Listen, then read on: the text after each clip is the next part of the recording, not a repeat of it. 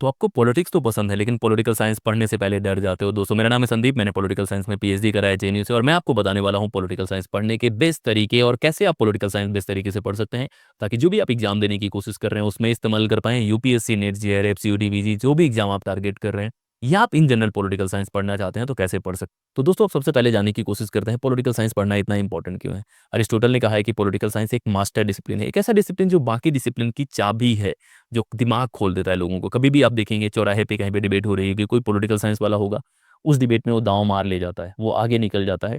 इस वजह से मैं पॉलिटिकल साइंस पढ़ने के तरीके बताने वाला हूँ।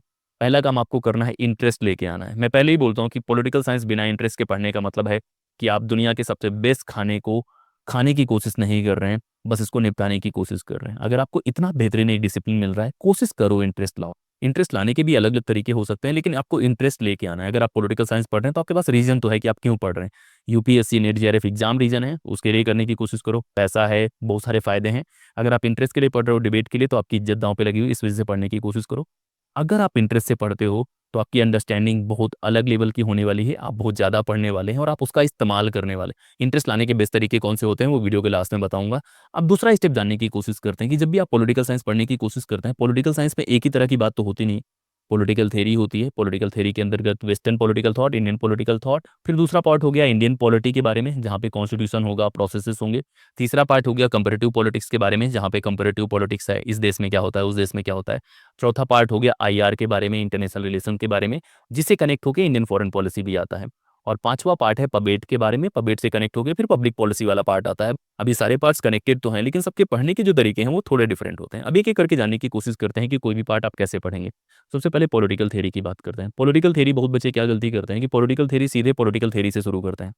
पॉलिटिकल थ्योरी पढ़ने का सबसे बेस्ट तरीका है, पहले थिंकर्स को पढ़ो तब पॉलिटिकल थ्योरी पढ़ो। मान लो कि मैं किसी डिस्ट्रिक्ट में जाता हूँ, कहीं गांव पे जाता हूँ, और वहाँ पे मैं किसी को नहीं जानता हूँ, तो कोई मतलब नहीं है वहाँ पे, फिर मैं कितना भी माहौल बनाऊँ, मैं बहुत अच्छे से उसको नहीं जान पाऊंगा। लेकिन वहाँ के कुछ लोगों को अगर मैं जानता हूँ, तब मेरे ज़्यादा बेहतर होगा वहाँ की चीज़ों को समझना। तो थिंकर्स से ही थ्योरी बनती है। थिंकर्स जो बोलते हैं वही आगे कन्वर्ट होकर उसको थ्योरी के फॉर्म में सिस्टमेटिक तरीके से अरेंज करा जाता है, थ्योरी बनती है। तो क्यों ना पहले थिंकर्स को पढ़ा जाए। तो थिंकर्स में आप वेस्टर्न पॉलिटिकल थिंकर्स पढ़ सकते हैं, इंडियन पॉलिटिकल थिंकर्स पढ़ सकते हैं। एक बार थिंकर्स को लेकर आपकी बेसिक अंडरस्टैंडिंग बन गई कि ग्रीक फिलोसफी में प्लेटो, अरिस्टोटल, सोक्रेटिस हैं, फिर मैकियावेली हैं, हॉब्स हैं, लॉक हैं, रूसो हैं, और अलग अलग थिंकर्स हैं। वो पूरी की पूरी 50 थिंकर्स की क्रोनोलॉजी आपको पता लग गई, इसी तरह इंडियन थिंकर्स में पता लग गई, तो फिर आप पॉलिटिकल थ्योरी बहुत आसानी से पढ़ पाएंगे।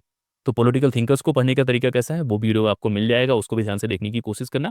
लेकिन पॉलिटिकल थिंकर्स को इंटरेस्ट से पढ़ो, उनकी अंडरस्टैंडिंग पढ़ो, किन सवालों को एड्रेस कर रहे थे, किस कॉन्टेक्स्ट में थे, क्या सोल्यूशन दे रहे थे, और वो बाकी थिंकर्स से कैसे रिलेटेड है।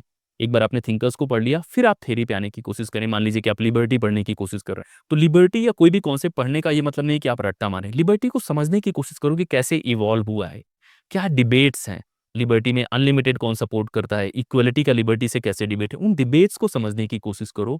और वहां पे एक साइड लेने की कोशिश करो। साइड मतलब है कि मान लो इक्वलिटी और लिबर्टी के डिबेट में आप फंस गए हैं, एक साइड जॉन रॉल्स हैं, दूसरे साइड रॉबर्ट नॉजिक हैं। अब आपको देखना है कि यार आप किससे ज्यादा कनेक्ट करते हैं।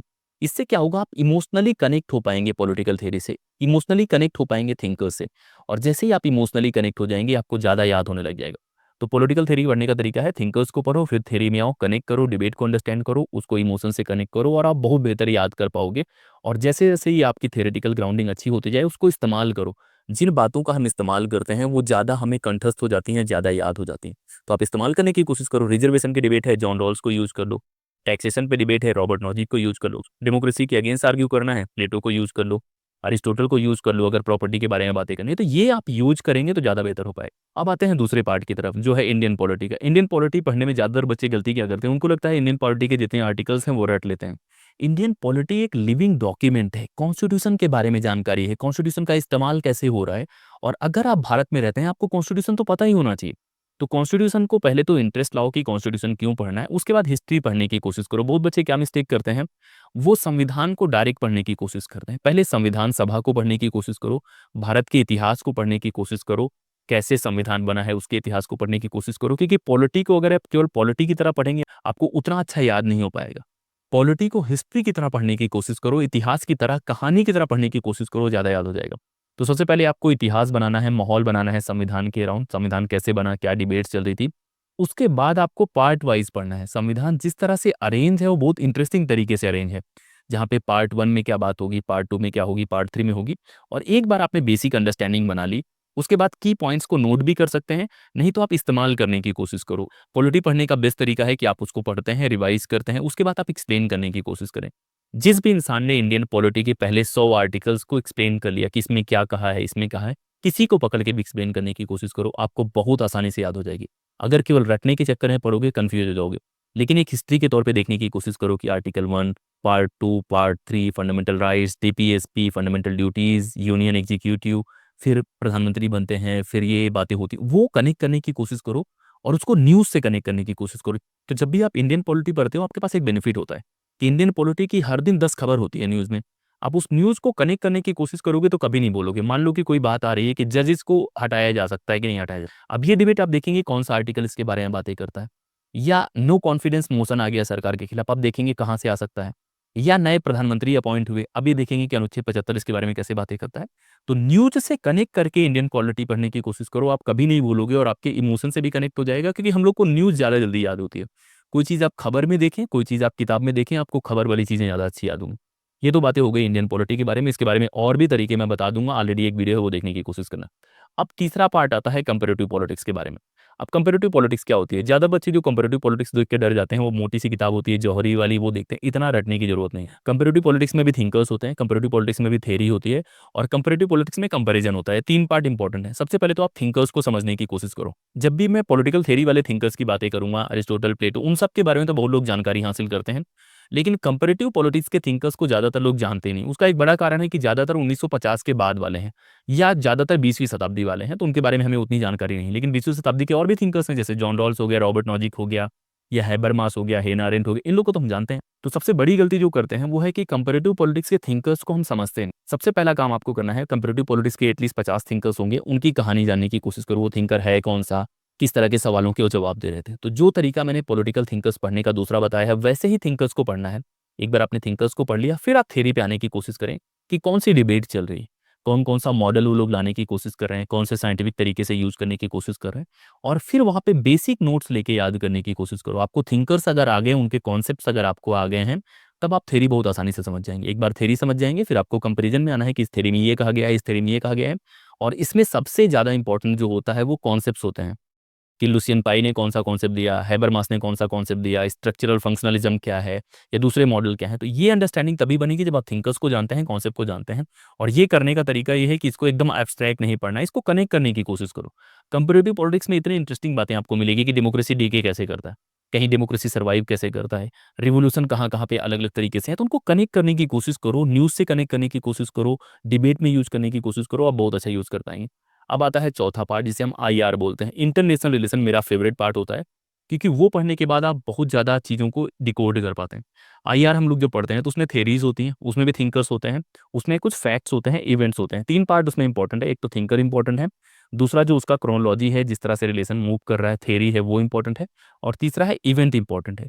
तो सबसे पहले तो आपको वर्ड हिस्ट्री की क्लैरिटी होनी चाहिए। बहुत बच्चे क्या करते हैं, वो आईआर को बिना वर्ड हिस्ट्री को पढ़े पढ़ने की कोशिश करते हैं, आप अच्छा नहीं पढ़ पाएँगे। जब आपको यही नहीं पता कि लीग ऑफ नेशंस कैसे बना था, जब आपको यही नहीं पता कि ईएच कार कौन है, मॉर्गेनथ्यौ कौन है, तब आप आईआर बहुत अच्छे से नहीं पढ़। तो आपको वर्ड हिस्ट्री पहले पढ़ना है, फिर थिंकर्स पढ़ना है, फिर थ्योरी पढ़ना है, और फिर कनेक्ट करना है कि भाई ये जब लिख रहा था, जैसे मैं बहुत बार देखता हूँ आईआर के बच्चों को, कि वो ये तो बोलते हैं कि वॉल्ड ने ये कहा है, लेकिन वो कॉन्टेक्स्ट नहीं जानते कि वॉल्ड ने किस कॉन्टेक्स्ट में कहा है, उस समय दुनिया में क्या चल रहा है। तो हर थिंकर को सिचुएट करने की कोशिश करो कि अगर अलेक्जेंडर वेंट ये कहने की कोशिश कर रहा है तो ये क्यों कह रहा है, वो कौन से इवेंट को देख के ये कहने की कोशिश कर रहा है, या फरीद कुछ कहने की कोशिश कर रहा है तो क्यों कह रहा है, या फेमिनिस्ट कुछ कहने की कोशिश कर रहे हैं तो ये क्यों कह रही हैं। तो वो जो क्यों वाला रीज़न है ना, वो आपके पास होगा तो आप बहुत अच्छा समझ जाएँगे। ज़्यादा बच्चे क्या करते हैं, रट्टा मारने की कोशिश करते हैं, लिबरल स्कूल ही हो गया, रियलिस्ट ही हो गया, रियलिस्ट में कनेक्ट करने की कोशिश करो। एग्ज़ाम्पल से कनेक्ट करने की कोशिश करो। जब तक आपके पास एग्ज़ाम्पल्स नहीं होंगे, आप बहुत अच्छे से एक्सप्लेन नहीं कर। तो एग्ज़ाम्पल्स लाओ, कनेक्ट करो और फिर पढ़ने की कोशिश करो। आईआर बहुत ईज़ी हो जाएगा, और आईआर और वर्ड हिस्ट्री एक बार आप समझ जाएँगे तो इंडियन फॉरेन पॉलिसी भी बहुत अच्छे से कनेक्ट कर पाएँगे। इंडियन हिस्ट्री को ध्यान में रखते और वर्ड कॉन्टेक्स्ट को ध्यान में करके कि दोनों इंटरैक्ट कैसे कर रहे हैं, आप बहुत अच्छे से समझ जाएँगे।